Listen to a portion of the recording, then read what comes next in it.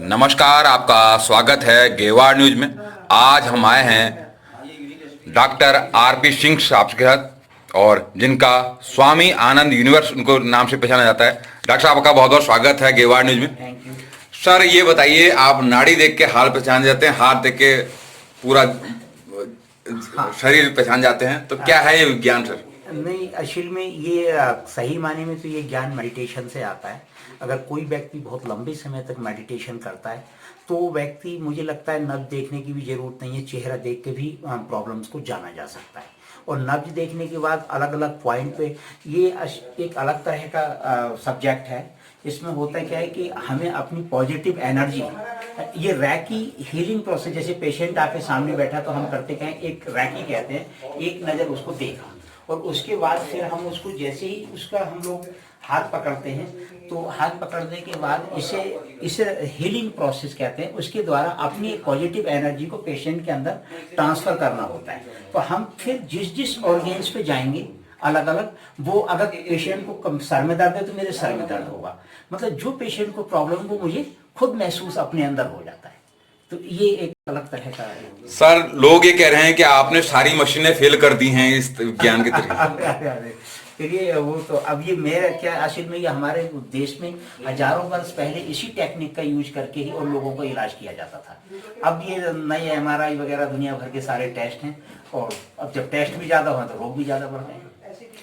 Sir, आप लगातार चौखुटिया में आ रहे हैं, यहाँ पे किस किस तरह के आप मरीज देख रहे हैं जो पहाड़ों में लोगों को दिक्कत हो रही है उनके बारे में? अधिकतर पेशेंट में देखता हूँ ये ऑर्थो के बहुत ज्यादा है, न्यूरो प्रॉब्लम, ऑर्थो की प्रॉब्लम बहुत ज्यादा है। किडनी प्रॉब्लम्स भी बहुत ज्यादा हो रही है। मेरे काफी एक पेशेंट है यहाँ के जो किडनी से संबंधित हैं। बाकी पहाड़ों में पहले हार्ट प्रॉब्लम नहीं होती थी, किसी को डायबिटीज का नहीं था, मगर आजकल डायबिटीज का प्रॉब्लम पहाड़ में बहुत ज्यादा हो रहा है, मुझे लगता है। सर, एक चीज और जानना चाह रहे हैं आपसे कि क्या ये विज्ञान बिल्कुल सटीक है? मशीन खराब कर दी आपने और ये जो है विज्ञान बिल्कुल सटीक है? बिल्कुल कामयाब है, 100% कामयाब। कामयाब है सर? बिल्कुल 100%। क्योंकि एक मरीज हमको मिले थे पिछली बार और उन्होंने कहा था कि डॉक्टर साहब ने बिल्कुल वही बताया जो हम दिल्ली में कहीं कोई अस्पताल में देख के आए। हाँ, तो लगभग मैं कहूँगा कि ये टेक्निक 100% कामयाब है। यहाँ तक कामयाब है कि पेशेंट सामने भी ना हो, अगर उसको सिर्फ फोटो दिखाया जाए, अगर उसको व्हाट्सएप पे भी बात करा दी जाए ऑनलाइन, तब भी उसको बताया जा सकता है इसमें शुगर कितना है, कोलेस्ट्रॉल कितना है, हार्ट में ब्लॉकेज कितना है, या डायबिटीज है, या कैंसर है, या क्या है।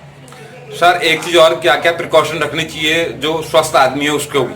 अच्छा, पहला तो मैं ये कहूँगा कि किसी भी व्यक्ति को ज्यादातर पका हुआ खाना ना खा करके कुछ कच्चे फ्रूट्स खाने चाहिए। सलाद, सुबह मॉर्निंग में सलाद और फ्रूट्स लेना चाहिए। कोशिश करें कि दोपहर में भी सलाद और फ्रूट्स लें, और शाम को जो भी मर्जी चाहे खाना खाएं। अच्छा, डेयरी प्रोडक्ट, तब जितने लोग हैं जिनकी एज 40 साल प्लस हो चुकी है उनको डेयरी प्रोडक्ट छोड़ देने चाहिए, कम लेने चाहिए।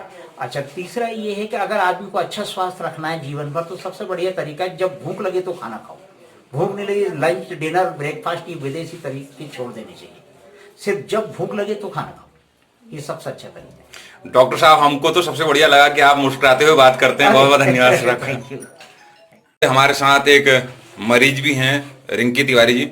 मैडम, आप लगातार यहाँ पे आ रही हैं और कौन सा इलाज कर रही हैं, थोड़ा उसके बारे में जानकारी चाहते हैं हमसे। सर, बहुत प्रॉब्लम थी पहले, मेरे L4 L5 में प्रॉब्लम थी, माइग्रेन की प्रॉब्लम थी मुझे, जो कि अब बिल्कुल ठीक हो चुकी है। और अभी मैं डॉक्टर से मतलब दवाई लेकर बिल्कुल वही सही हो गई है। तो मैं वही दिखाने आई थी डॉक्टर साहब को कि कुछ रह तो नहीं गया, बाकी प्रॉब्लम बची हुई तो नहीं है। फिर डॉक्टर साहब ने जैसे बताया कि इम्प्रूवमेंट बहुत ज़्यादा है और अब मुझे ज़रूरत नहीं है शायद में दवाइयाँ लेने की। तो धन्यवाद करना चाहूँगी डॉक्टर साहब का कि उनकी वजह से ऐसा रोग जो है, असाध्य रोग, जो बिल्कुल हड्डी से संबंधित, जो बैकबोन से संबंधित जो रोग समझा जा रहा था, तो वो भी स्वस्थ हुआ है।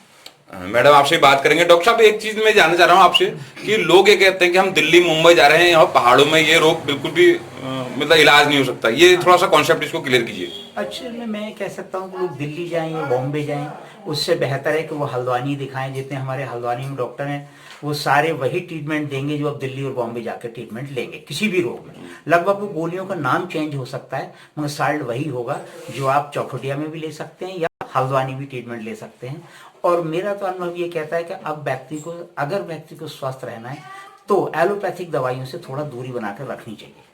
करीब हम 10-15 मरीजों से हम भी मिले हैं। और मैडम, आप कब से दवाई ले रही हैं, थोड़ा सा और जानकारी दीजिए, कैसे आप आप कब से ये ले रही हैं और कैसे कैसे रोग यहाँ पे आसानी से हल हो रहे हैं, बताइए। सर माइग्रेन की दवाई तो मैं पिछले 2 महीने से ले रही हूँ, लेकिन जो मेरी L4 और L5 में प्रॉब्लम थी उसका ट्रीटमेंट कराते हुए मतलब मुझे 9 महीने समथिंग हो गए हैं, क्योंकि ज़्यादा प्रॉब्लम थी तो डॉक्टर साहब ने बताया था कि लेनी पड़ेगी मुझे, और बीच में मुझे दवाइयाँ छोड़नी पड़ी, तो फिर उस वजह से थोड़ा सा मेरी भी कमी रही, तो अभी लंबा टाइम हो गया है, लेकिन अब यह है कि पूरी तरीके से ठीक हो चुका है। चलिए, बहुत बहुत धन्यवाद डॉक्टर साहब आपका भी।